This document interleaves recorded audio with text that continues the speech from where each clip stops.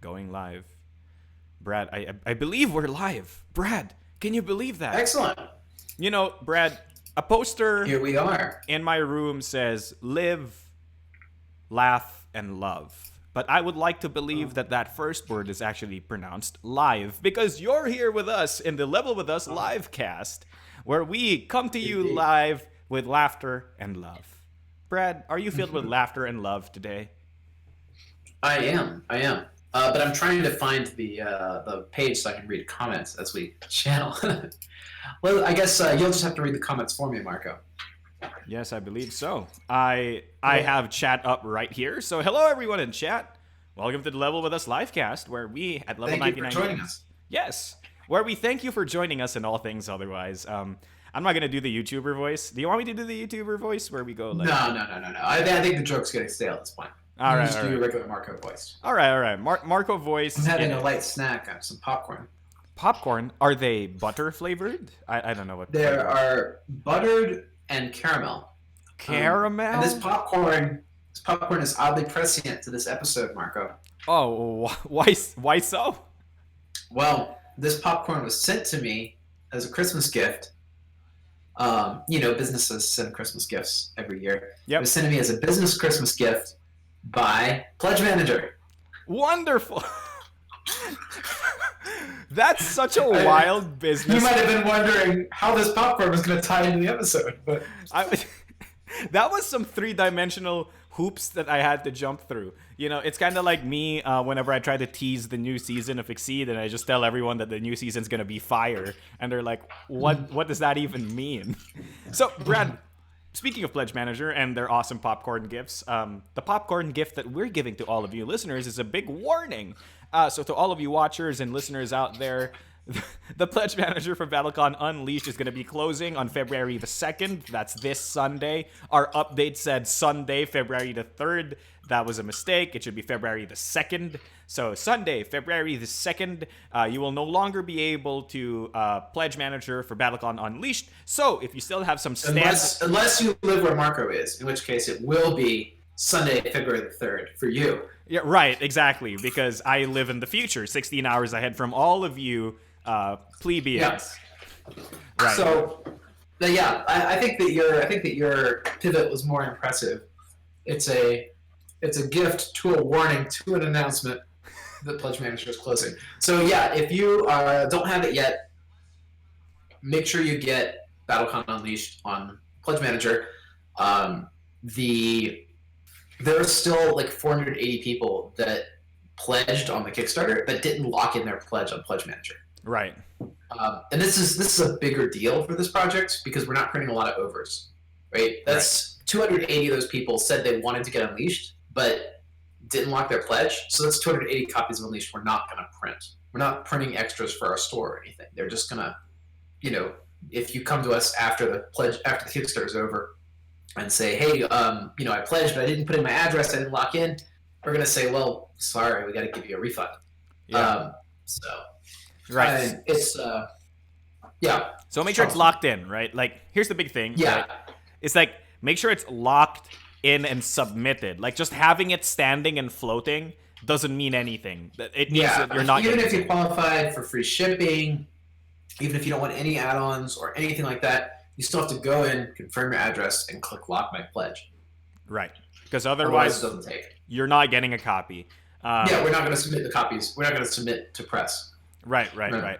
So people are wondering, like, even if the game's not coming to my doorstep until, like, May, April, or something like that, why are we locking the pledges now? It's because we need to know how many copies we need to produce, right? And that's a big and long process. Yeah, this is a really massive game. We don't want to print or warehouse extra copies of this collector's box. Right. You all have to understand that box has to fit 100 characters. Let me put it this way. The collector's box is a product that I think is too expensive and too overwrought to keep in stock. Which means that if you even think that you want this thing, you probably ought to get it because it's too good for me to keep in prep. Right. Does We're not gonna make it for people who. So basically, if you want this collector's box, you get on it now, right? There's no such thing as somebody who might just want the collector's box and isn't sure about it. Like, if you're a collector, you know you want it, right? Well, that's what I mean. I mean, if I were to make this thing now, I would say, oh, this is got to be like $350, or I'm not going to make it. And since I don't think I could sell it at $350, I probably wouldn't make it today. Right. But we're committed. So, you know. Yeah, it's okay. We're going to make it, but we're not going to make extra. Yeah, we're not going to make extra, so get in on it before it's too late, or it's too early, or you're too gone. By the way, we've been ignoring chat for this whole time, so I just want to say hi to everyone in chat. Hi, Anthony. Hi, Valor. Hi, Gutok. And, oh, hi, Julian.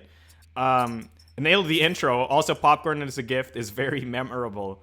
You could say that the blessings of Pledge Manager are now in your belly, Brad, so, you know. No, now they're immortalized in video, too. Right.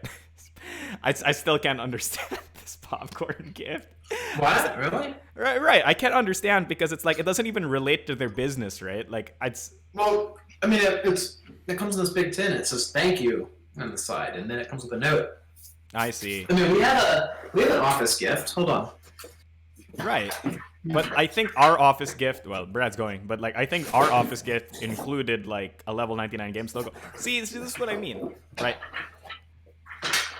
Hey, Brad. Okay. So see, for Christmas this year, we made these. Right. See, but that says level 99 games on it. Does the popcorn say Pledge Manager on it?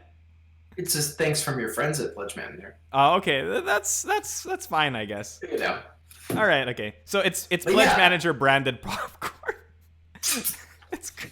This is such a wild concept to me because it's like, you know, usually when they make office gifts in my country, it's like, you know, notebooks, pens, stuff like that. So this is the first time I've heard. Those are pretty traditional. A couple, yeah. You can hire companies to like send out foodstuffs too. Oh, that's so cool. Not so uncommon.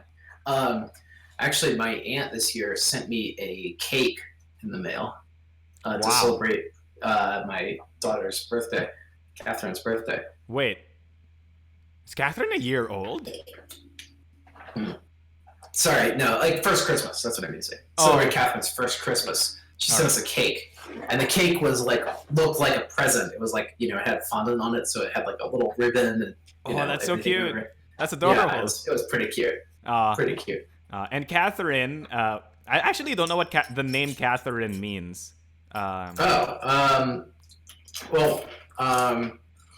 It's the name of that captain in Star Trek. No, yeah. But names have meanings, right? Like, for example, Marco means war, right? And Christine, for example, means gift from God, right? So there are like all of these like, you know, name meanings and stuff. And Marco is war because it's derived from Mars, the god of war. So that makes sense. My name actually translates to War of the Gods. So that's a really fun name to have. Wait, De Santos is of the gods, not of the saints? Sorry, of the saints, not of the gods. Of God, sorry. War of the Saints. So there you go. But what about Daniel? How does Daniel fit in there? Daniel means God is my judge. So War of the judgment of the saints. Yes. I sound War like of the saints, which will be judged by God. Right. That my name is basically the subtitle to a JRPG. It could just be like, you know, Evertale, War of the Judgment of the Saints, right? Like, you know. Yes. I like it. Right, let's ship it. People are saying, I miss all the previous BattleCon Kickstarters and jumped on Unleashed the moment I found it. Anthony, best time to jump in on it because it's everything. It's everything. Yeah. It's a great time to get into BattleCon for sure. Well, Catherine apparently means pure/clean. So this may be a bit of a misnomer because my baby is not clean very often. Babies tend to not be clean very often, I assume. Yeah. Like a bath? Really, Dad? How about this? Alternate translation, brawler. Oh, Catherine means brawler. Perfect. Of course, subconscious. Subconscious. All right.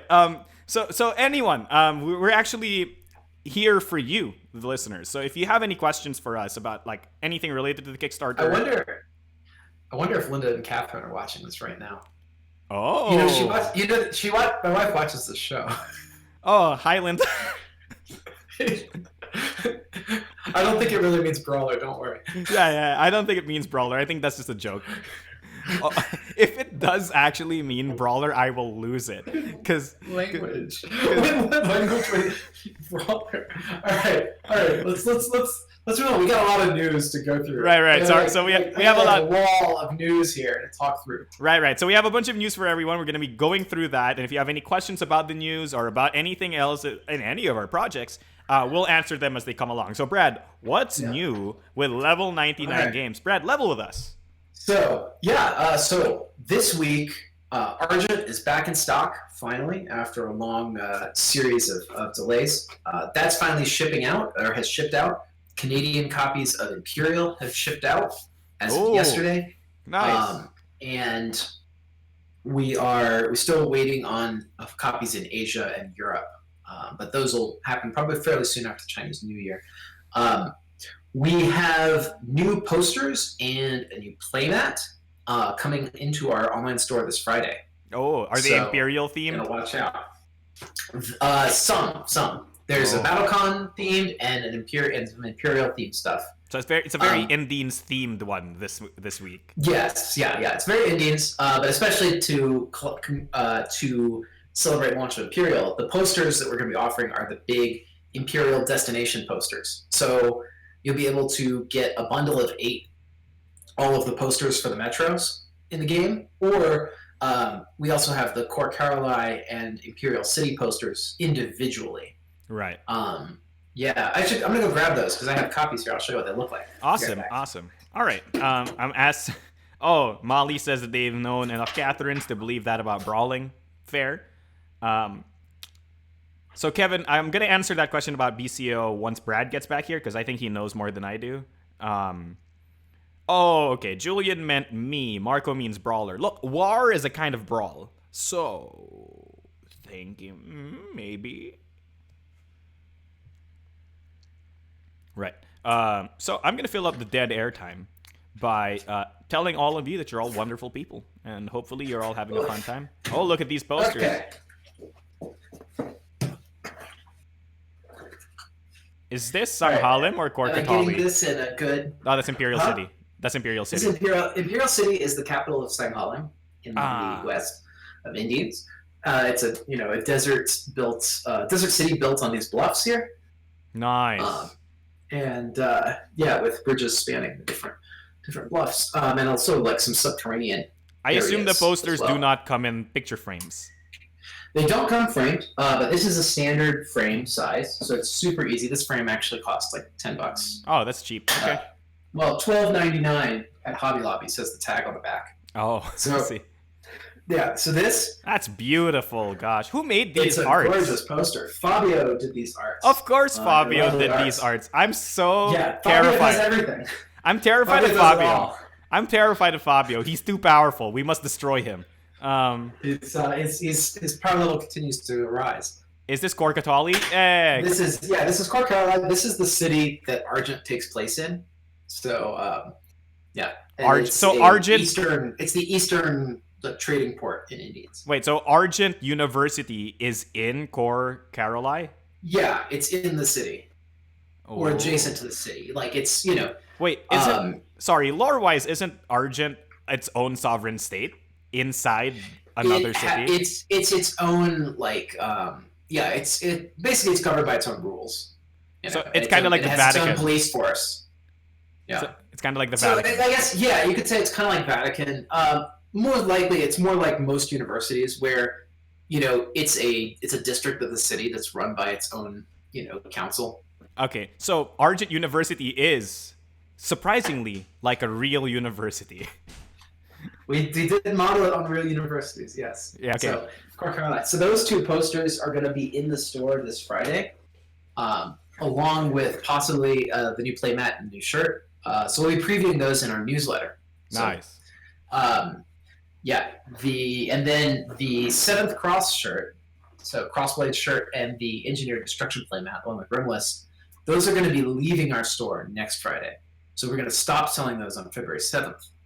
Right. So if you want them, you'll need to grab them fairly soon. You have a limited time. This seems to be a podcast announcement of limited time purchases. Pledge managers closing. These things are leaving the store.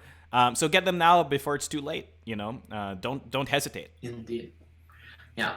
Well, aside with closures, I do have some things coming out announcements to make. Right.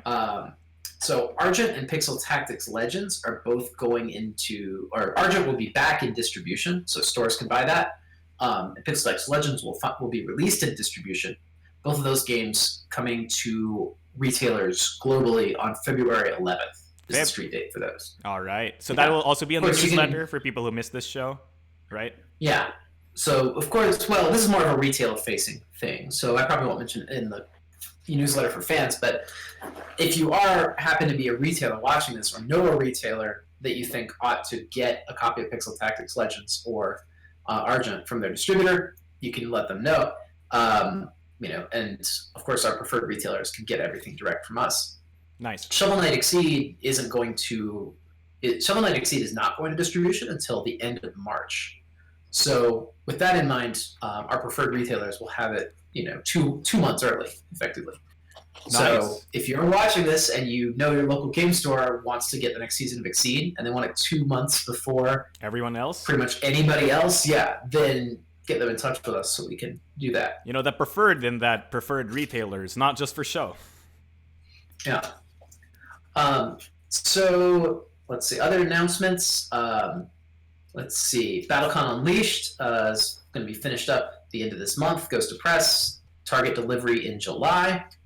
Collusion is going to be press complete probably by the end of April, and that's going to be delivered around August. Playtesting for War is finished, which means all of our balance work for BattleCon is complete. Brad. So we're shifting over to the next season of Exceed, which has not been announced yet, but we're preparing announcements for that, and that's probably going to be announced mid-February. It's just lit. That's all we can say. It's lit. Right, it's lit. Yeah. And then that pretty much covers the news, except the last piece of news. Next Wednesday at 4:30, you can join Marco and special guests on the Level With Us show. Right. Live show. So we're just gonna So the announcement is that next week we'll do this again.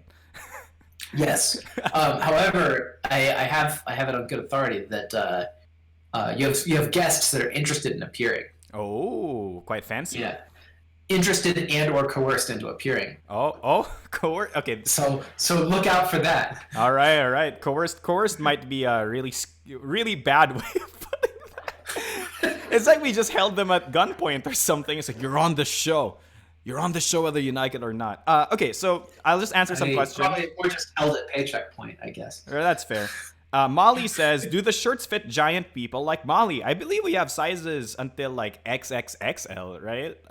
They the 7th Cross shirts go up to 10XL. Okay, so there you go. So they fit quite large. We have a wide variety of sizes, right? Yeah. Men's sizes, or rather unisex sizes, go up to 10XL. Women's sizes go up to 4XL. So if you want to get the female cut shirt, you can get that at 4. Cool. Otherwise, you can get the normal, I say normal or men's, but it's the unisex shirt at 10XL. Right. We just call it how about normal cut shirt?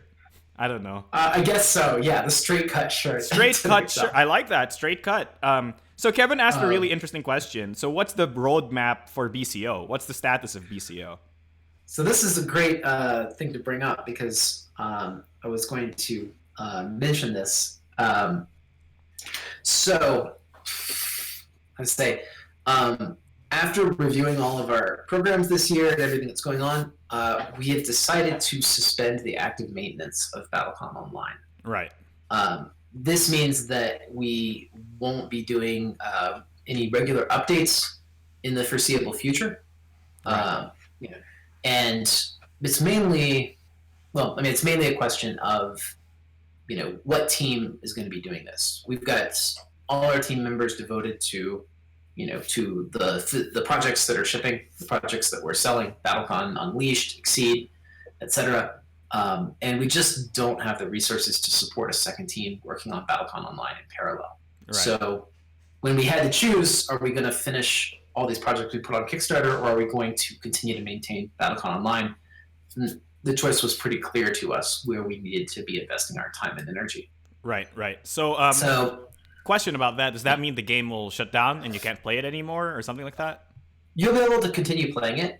We don't plan to cancel the servers for a while, and it may prove that we have time to come back to it once we ship Unleashed and Unleashed launches and the interest is higher. Right. But at present, it's just going to remain in its current state.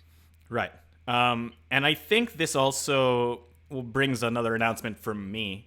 And it's going to be that pretty soon, maybe not this week, maybe sometime next week or the week after, we're going to collapse the BeCEO server into our just official server, which is something that we should have done to begin with, actually. I honestly believe is that we should have actually just had a BeCEO channel in one core level 99 server, right, and not split the community among two servers. Right, not split the community among two servers. It's also so that we don't have to the moderators don't have to split their attention between two servers, and so that more people can get in on it. It's like so that the people in the regular community can understand more of Battlecon Online, and so that people in the Battlecon Online community can understand more of the actual games that are happening. It's like they see Battlecon Online, but have they actually played real life Battlecon? And vice versa, right? Have they played real-life Battlecon? Have they actually played Battlecon Online? These kinds of things are very useful and allow us to maintain, an easier community to maintain as well. Sorry, I'm just going to look at some of that. Speaking of war updates, have any significant changes been made to Cal? Okay, so this isn't a question I want to answer yet. I just want to talk about some Battlecon Online community stuff. It's more of like, just consolidating the community, making it easier for us to manage and making it easier for the community members to interact with each other, because ultimately that's the point, right? I think it's part of the trouble with Battlecon Online is that it wasn't really well integrated into the rest of the things we were doing. Mm-hmm. So this may be a good point to start to do that. Maybe it's too little too late. Time will tell. But the point is that, for the moment, we don't have any further announcements or updates planned for BeCEO. At some point we have to admit, it just didn't come together. Right. Maybe. And I appreciate all the players that put their time and energy into it. We really appreciate Cameron's work and Chad's work and your work and Daniel's work, making it all come together. Sometimes games don't take. Yeah. That's just the reality of it. We wanted to do, like 3 more expansions to I Can't Even, and and a second box of Temporal Odyssey and things like that too. And those games just didn't come together, right? Because the sales weren't there to match them. So it's it's the same story that you've heard before. It's business, right? Like at the end of the day, it's a business. It's business, and it stings to say, like, for me personally, I really love the game and I put a lot of energy into it, and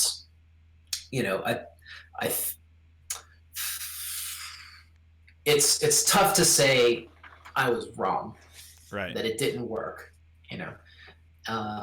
but those are the kind of things you have to say, because we have to think about tomorrow, right?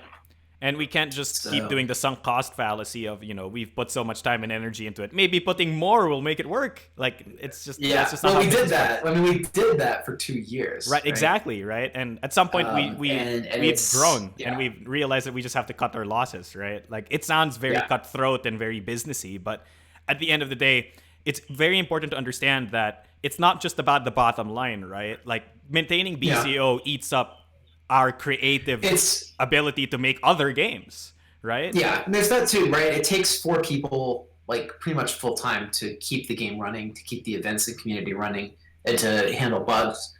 And it's just 4 people at a reasonable wage is $10,000 a month that we've got to spend, and and that's and that's art and characters and programming and everything. Yeah. It's a lot more than we're able to commit to a game that that regularly makes less than $100 a month. Right. And I hate to say it, but there it is. Yeah. And that's fine to admit, right? Like I think there's a it is, and it's like to some extent, it's not fair to the people in the in the office that are working on profitable projects, right? Right. Like if Josh and Kira and Davey work hard and they sell 100K of Exceed, and I take half that money and throw it into a project that's not gonna pay dividends to them, that's not really respectful to their work either. Right. I think ultimately, like, a lot of business practices might sound really cutthroat and like, it's just all about the bottom line, but really you use the money to fund more creative endeavors. Like, that's the point, right? Like, BattleCon wouldn't be where it is today if we saw that BattleCon was successful and we decided to throw all of BattleCon money into other things that weren't BattleCon, right? Like, well, in a certain sense, we kind of did. We put a lot of money from BC Unleashed into making online work, right? But I digress.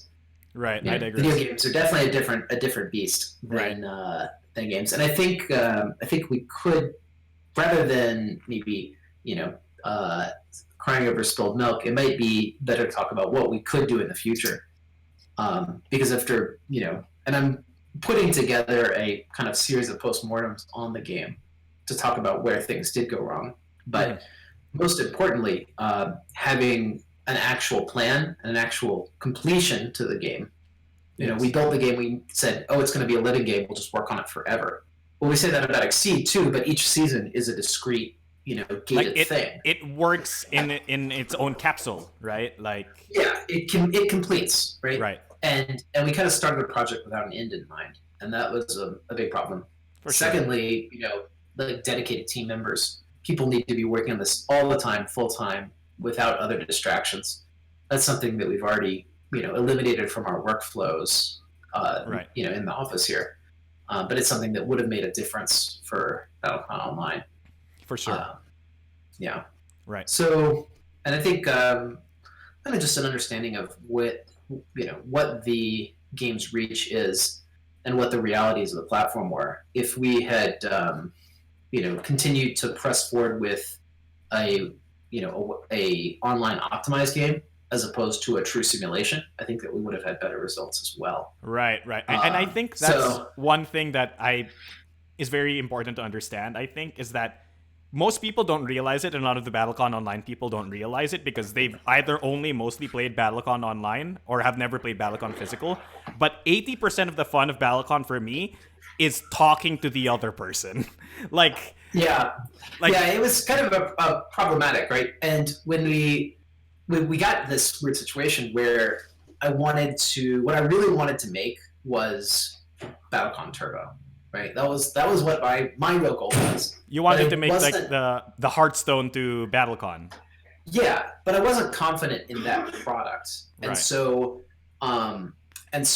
I said, well, we'll have both modes, original and turbo, right? Classic and turbo, and that turned out to be a huge mistake because the we like when I brought people got divided immediately on which one they wanted, and also we effectively had to build twice the game to make a version that supported both modes. Right. So it really created a troublesome start for the game, and ultimately when we cut Turbo, right, which I think was the better version of the game, it slowed things down quite a bit to the sense that the game was very difficult to play. It's BattleCon's doesn't play very well online, right? It doesn't. It just doesn't. Like, it's because there's so many back and forth gated decisions to the players. Right. So you might as well be. My door here? Oh, yeah, sure. Thanks. It might as well be like Magic Arena, right? Like the thing about Magic Arena is that every time you play a card, like 7 triggers appear on your screen and ask you to make a decision, and then when you make a decision, it's fine if you want that, right? If that's what you're into. But we're not Magic, right? But we're not Magic. Yeah. BattleCon is not Magic. And it'd be more into a game that had 100 characters that were, quite straightforward and simple. They just had the cool UAs, as opposed to having, 20 characters that are exactly accurate to life. Right. And that's neither here or there. It doesn't really matter whether it was Turbo or Classic or anything like that. The point is that if I'd had the confidence to say this is the product, this is what we're making exactly, and stuck to that and stayed in that box, it would have been a better game all around. I do think I agree with you. Yeah. So I think I say in a lot of sense, it was a lack of confidence in the product that ultimately, preempted its fall. I think one thing to realize here is that BattleCon Online, I think, was held back by the fact that it tried too hard to be just BattleCon, right? And for what it's worth, I think you're right. It would have been better if we just like made an entirely new game that looked like BattleCon but wasn't. I don't know if it matters. Like I said, I don't think it matters too much new or old. What matters is deciding at the beginning where we wanted to land with it. I see. And it was all those pivots along the way. Right. Like, oh, we'll do both. Oh, we'll cut turbo. Oh, we, need to have a story mode. Oh, we need to have an arcade mode with AIs. And, like, not deciding up front, these are the feature lists. Right. So we scope creeped ourselves in a way, right? And then we realized we had to cut back. In a way. And then we had to... Yeah. So all of these things are kind of like the contributing factors. And you know what? We learned. And we're going to do better with our efforts in the future. Yeah. So there were some questions that were asked while we were talking. Yeah, well, I should say too, I don't want to because we've got a segment where we're talking about these mistakes we made. Right. I want to say that it's not to mope and to grumble and whatever. Yeah, we're talking about these things, frankly and straightforward, so that we can do better in the future. So when the next opportunity does come around, we will not fall into these traps. Exactly. And it's very important to talk candidly about your mistakes. Right. I mean, as a company, honestly about your mistakes. As a company overall, we're not really afraid to admit our mistakes, because the more we try to deny and do all of that stuff, the worse it just gets for us. Because like any good romantic comedy, it just gets worse and worse. Exactly, right? The more you're trying to evade your own mistakes. Stop the lies. Just tell them that you're secretly the stepsister of the villain of the show, right? Like, just to say that, like, oh my gosh. Okay, but let's answer some of the questions. So Anthony R says, that's fair. BeCEO is a ton of fun, but I understand needing a step back from it. Definitely, we need to take a step back. So Kevin asks, can the community look at taking over BeCEO updates or some similar options? So like if somebody wanted to update it for free. Unfortunately, it's not quite so simple. Right. Because it's bound to a Steam account with financial information and all that kind of stuff. So, I don't believe that it's the kind of thing that a fan could reasonably take on and build. Right. And also, a lot of the tools, and even if it's just small stuff, I want to change a number here, make this 1 + 1 power instead. Like, even that involves gaining access to a bunch of our company secret accounts. So it's really tough. Yeah. What would make sense if there was a dedicated fan that truly wanted to devote themselves to making BeCEO? What would make sense is for them to set up their own publishing company, and then license the rights from us, and we would license the game and its engine over to them, and then they could take over the production and the maintenance, and pay a small percentage in royalties. But we would want to have an actual company managing this account, not just an individual fan, who goes into our Steam and posts updates. Right, because that sounds a little bit sketchy. Yeah.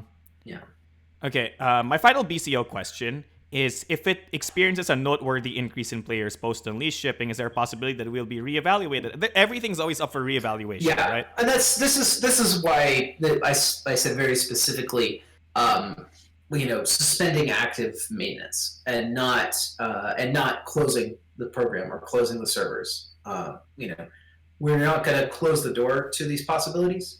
Yeah. There's no reason to burn the bridge. That said, we don't foresee unexpected success. If we achieve it, we'll take it, but we don't foresee it. Right, we don't expect unexpected success, because that's what that's like a misnomer at that point. But yeah, I'm sure that if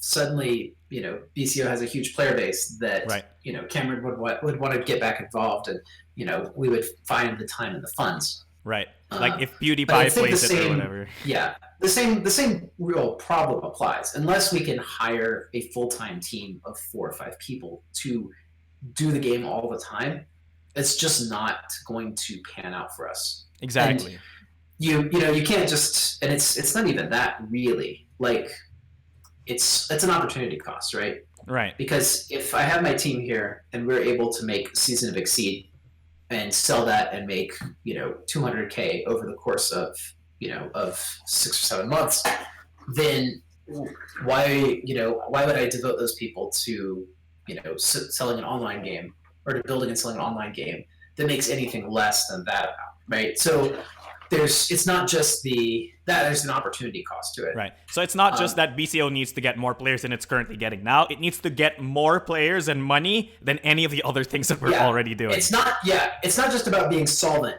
It's about being more profitable than physical games in order to divert our attention.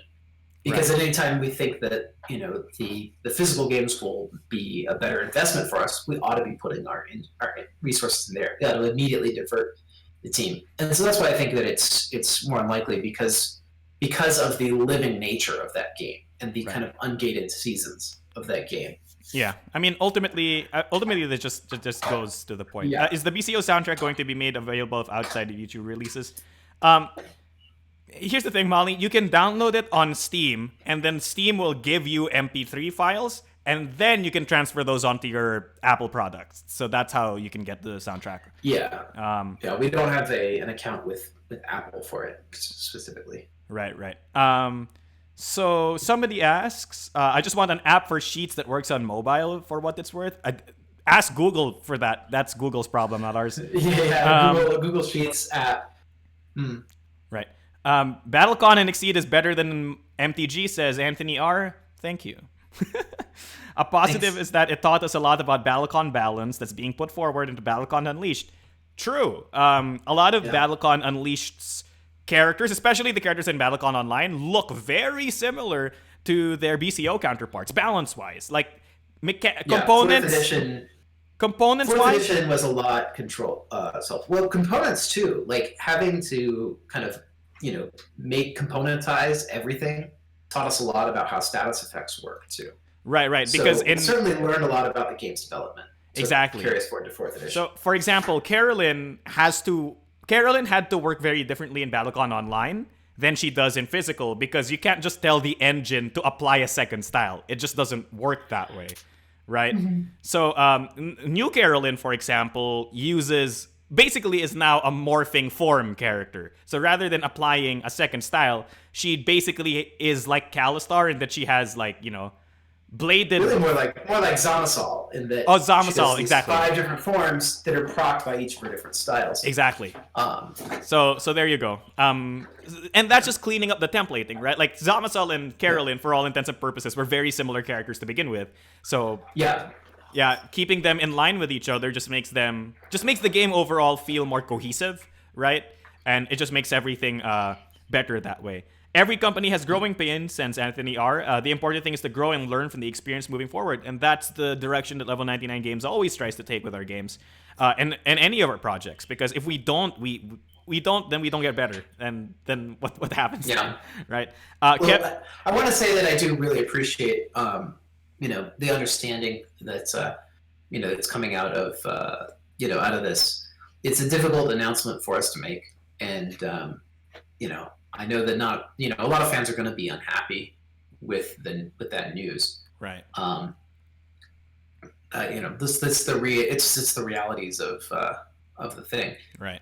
But anyway, I guess I do want to say thanks to those of us who have supported BattleCon Online, and we do really appreciate all the energy that you put into the game, and we don't take that for granted. Everybody really wanted to make this thing work. Right. I mean, we had people like Kevin who were making videos about it. We had so it's really done with with a heavy heart. Right. Yeah. I mean, look, it's not seen on my face, but I'm very sad because I also love the ability to play BattleCon Online, but at the end of the day, I mean, you can still play it now, right? Like, you just won't see everybody else in the cast appear. But that's okay. So Kevin says, sorry for the hardball questions, guys. It's obviously just something I personally care about. I still love Level 99 and look forward to Unleashed. I don't think they were hardball questions at all. You were just asking, and we gave you an answer. I think it's important to ask those questions. Right. And like I said, the most important thing is to look frankly at our failures and see what went wrong and and to resolve to do better in the future. Right. And like I said, maybe we will work with a studio who understands the space a bit better in our future endeavors online. Yeah, exactly. Molly says that they bought a lot of costumes. Thank you. Again, all the support and all of the energy that people have put into this game. Like, I just want to make it clear that, like, that's not nothing, right? Like, that was a lot of passion and energy that went into this game. I mean, there was a lot of passion and energy from the community, a lot of passion and energy from us. And at the end of the day, like, don't be sad that it's over, but be happy that it happened, right? Yeah. Like, I'm so happy that we were able to do BattleCon online to begin with. But I believe now is the time that, we have to reevaluate and move on. Here's a really interesting question. If BeCEO is no longer receiving updates and is no longer going to be maintained, at least for now, any possibility of printing Paper 7 or Rifflem? So Rifflem is definitely a no-go because that character is just not going to work on paper. But unless you'd have to laminate the card and get a marker or something. Right, but then at that point, what are we doing, right? Like, okay, to be fair, there is a way to do it, but it involves giving Rifflem 5 or 6, 7. Giving Rifflem 7 trait cards, and then Rifflem has 4 colors. But Marco, what if you just you do it like with the clear cards with the sleeves, and you just put clear cards in front of his, like Gloom or right, Custom Heroes or Conclave or Mystic right. Veil. So you just keep sleeving more stuff on top of Rifflem until his cards look very different. Maybe. But here's the thing. I'm asking about 7 because 7 actually is a character that could be implemented in physical quite easily because she just is Syndra, right? So, are there any considerations to that? Kind of, yeah, to some extent. There are about 4 or 5 characters that that are partially done, but that aren't going to press right now.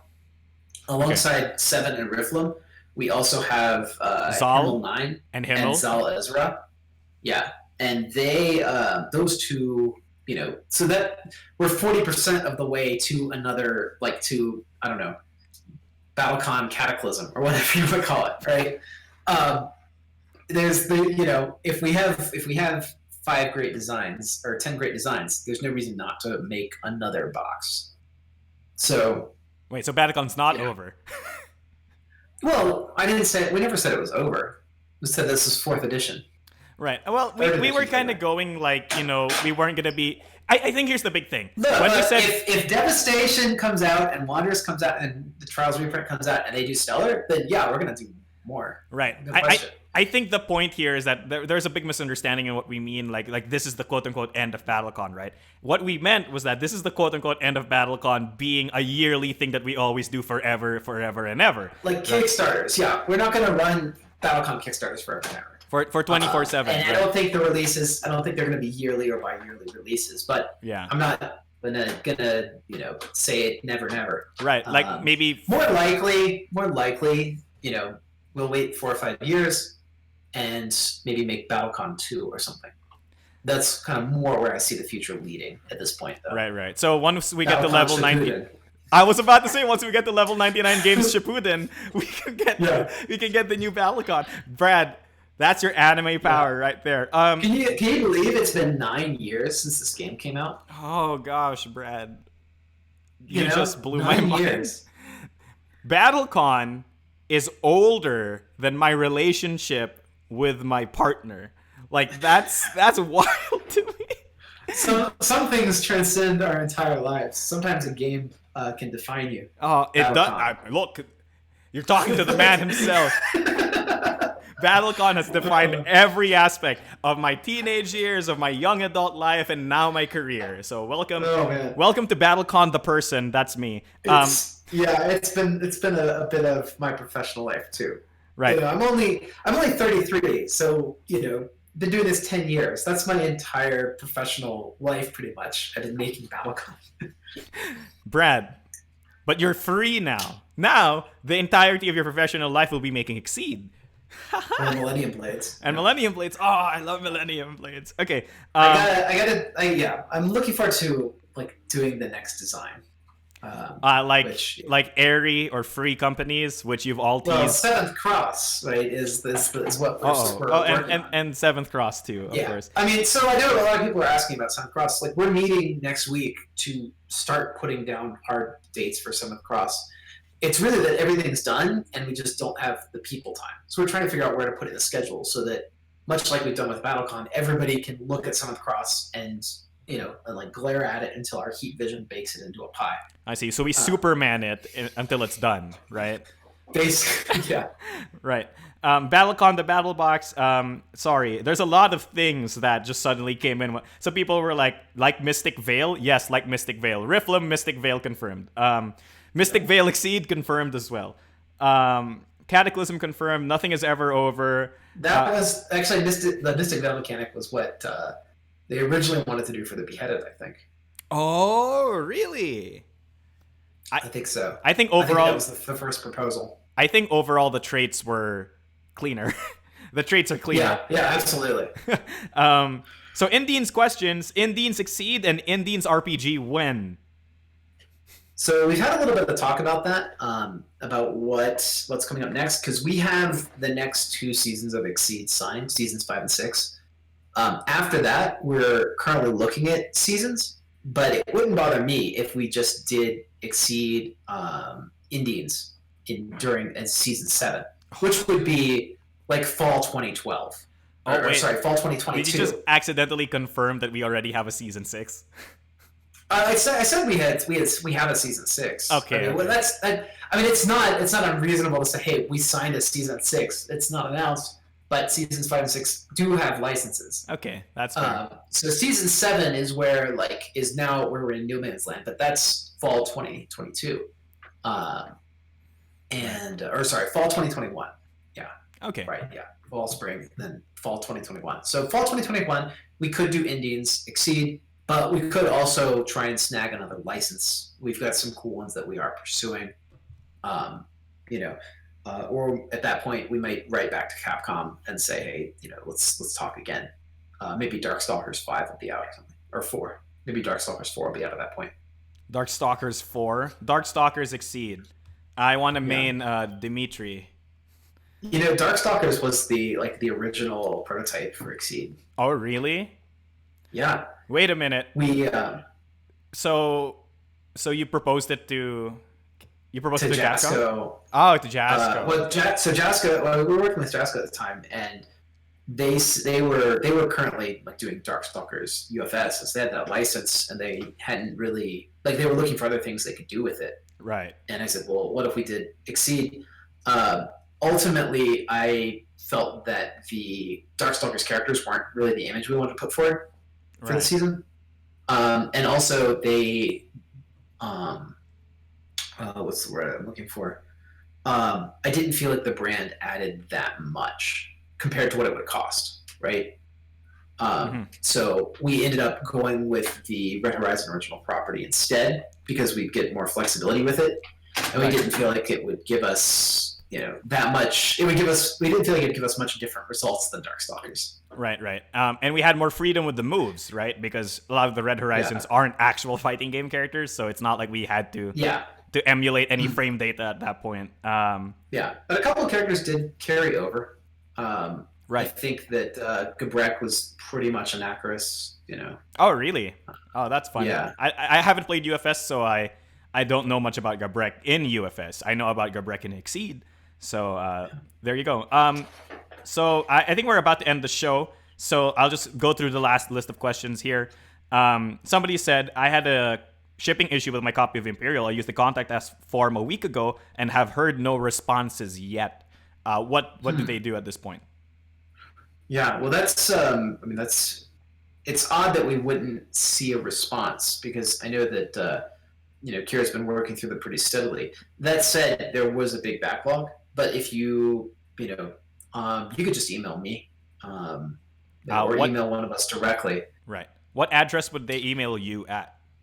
So actually, you probably shouldn't email me directly. Right. So who should they email? So you should email support or service at level99games.com.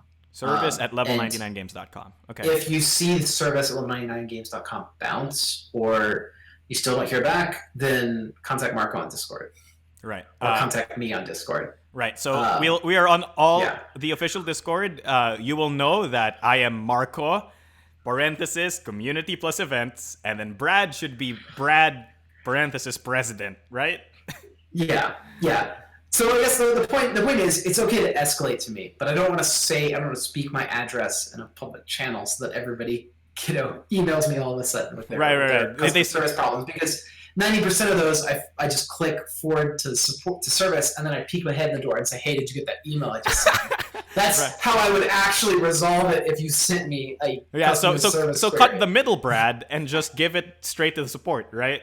Pretty much. That's what Right. So service at level99games.com. Service at level99games.com. Good to hear.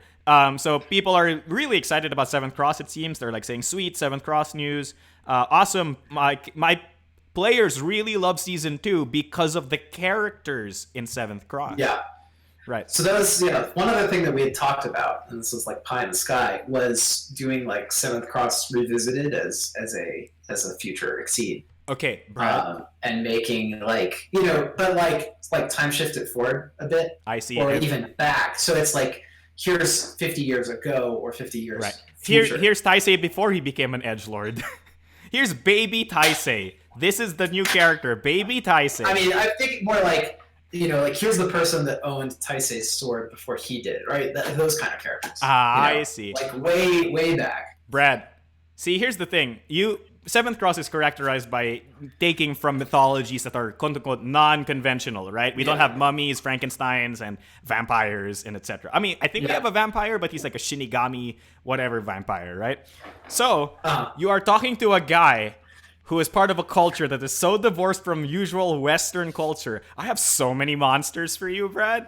Oh my gosh. I feel like the Manananggal is going to be too scary for Western audiences. Are you sure? The Manananggal is great. We could just, she's just a half-bodied flying vampire waifu. It's great. Like, come on, just give me the character. Like, her body splits in half and she can eat souls. But I can talk a little bit about, I could talk more about 7th Cross and what we're planning for with it. Right. We're working on actually... we've got the game, we've got the story, everything is done. It's a question of like what goes in the box and how do we get that box to people, because the just how the parts work, right? Are we going to make the castles individual boxes, like individual small expansions? So it's one box that's got 3 castles, or 7 boxes that have 1 castle. Sorry, quick question. When you're talking about the division of boxes, is that like a division in terms of like the product? Like, do we sell them as 1 castle per product, or is it more of like the giant 7th Cross game kind of does like the legacy game thing, wherein there's like sealed boxes in the legacy game that you open? Like, so which one are you referring to? Well, we're talking both of those actually. First off, we want to figure out what actually is the product that goes on shelves, right? And it's probably going to be an anchor box with 1 castle, and then like other smaller boxes that each have additional castles for you to fight through. Where each one of those stands alone. But they not stands alone, but they expand the base game.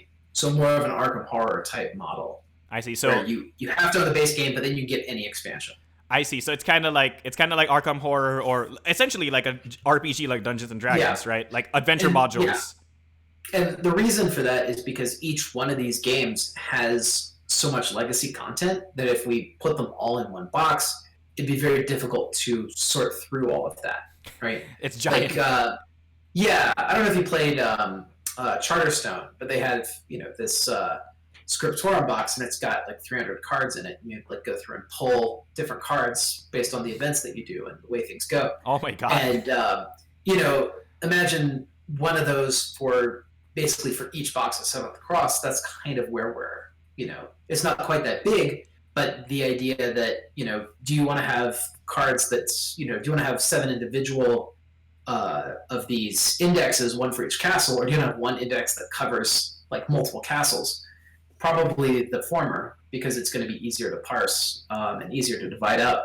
And we can also make it thematic, right? Like so if there's like a castle that's desert themed, the cards could be desert themed, right? Like Well, that's cool. To some extent, I mean, more truly, the castles are atomic, right? Monsters from one don't cross over into the other. Right. But by playing one, you can extract these cards. Like if I get a weapon in one castle, I pull it into my core deck, and then I can use it in future castles. That's so cool. the game does grow in that way. All right. So they're saying sounds like an LCG model. We can't call it an LCG. Can't call it that. It's really, I would say. I mean, my personally, I feel like it's more like a novel series where, you read the first book and it establishes all the characters, and then you can, read the other books in the series. But not in any order. Dresden Files. It doesn't really matter what order you read them in. Oh, They're really? gonna explain all the characters and everything. As long as you get the first one and you get the kind of the way the world works, you can pretty much start anywhere. Right. Or go from there. I just think of it like, adventure paths in Pathfinder or adventure modules in D&D. It's like, if you have the base game, you can just do whatever adventure module you want, right? Like it doesn't matter. It's a lot more that D&D model. You have your core set, and then you go, and grab whatever expansion you feel like. Right. The castles are atomic, like I said. So but they're persistent within themselves. So the choices you make in a castle matter in that castle. But once you leave, like time kind of resets. The characters who are dead are back, and right. the story doesn't. That's lore covered, right? There's a reason why time is seeming. Yes, there's a lore reason for that, but also from a thematic standpoint, it means that players who join you, in a new castle are starting from a clean slate. They don't have to know a bunch of backstory to get involved with this story. Yeah, and that's very cool. Yeah. Dang it, right. The castles are designed to be played multiple times, right? It's got that kind of Dark Souls storytelling where each, you read the lore on the items, and then you see cues to that in the world, and if you come back and you turn over this stone, you might find a different ending. Right. If you charter over the stone, like in Charterstone. It's very interesting. If you want to learn more about Seventh Cross, people watching or listening right now, we actually talk about it a lot on the Level Cap podcast. So we have VODs for all of those up. They're all on the podcasting apps. They're all on our YouTube. So just look for the Seventh Cross episodes, and we go even deeper into the mechanics. Like literally just 45-minute episodes where we just talk about Seventh Cross. Just talk about what's actually going on in this game. So go around there. It is getting late, and we're running over. Yeah, we are running over. It's a good thing we only scheduled the show to be 30 minutes. That way, it only takes an hour. Right, that way it only takes an hour. So, see, look, here's the thing. We call that Filipino time. So, in my country, when you want something to happen at 7 o'clock, you schedule it at 6, right? So, this is Filipino time. We Filipino timed the show, and as much as I would love to keep talking to you, Brad, you need to go home. You have a certain brawler to feed or clean. Yes. Gotta go feed. Gotta go, take care of my brawler. That's what we should just call babies. Like, baby is a really bad term. Implies weakness. Brawler, strength. Powerful. That's gonna be the next Level 99 T-shirt. It's gonna have that that choking hazard baby, a little round baby with the curl and the pacifier, and then it's just gonna say brawler. choking hazard brawler. I'm just gonna steal a clip art from the choking hazard. Yeah, exactly, and then just badly Photoshop. Exactly. Perfect. Ship it. $25. All right. So thank you everyone for listening and watching us on the Level With Us Pod livecast. I hope that all of you enjoyed it and we were able to answer some of your questions as hardball as some of them might be. So as usual, has been me, your host, Marco DeSantos, also known as the Mechanic Curriculum. With me has been the ever amazing, ever magnanimous, ever... What? Oh, I thought you were going to keep going. I'm sorry, Marco. Yeah, it's me, Brad. Sorry. So that was a pregnant pause for effect, actually. That wasn't us messing up. That was us adding dramatic flair to Brad's statement. So thank you, everyone. Thanks for being with us on this live cast, and thanks for watching. So see you next week when we level with us. See you next week. Thank you, World of Indians. Thank you, and good night. Brad, say happy gaming. Happy gaming. Oh, that was also another pregnant pause. What? I thought it was over. No. That you always say happy gaming at the end, right? Okay, whatever. Bye, happy everyone. Gaming, Marco. Bye. Bye.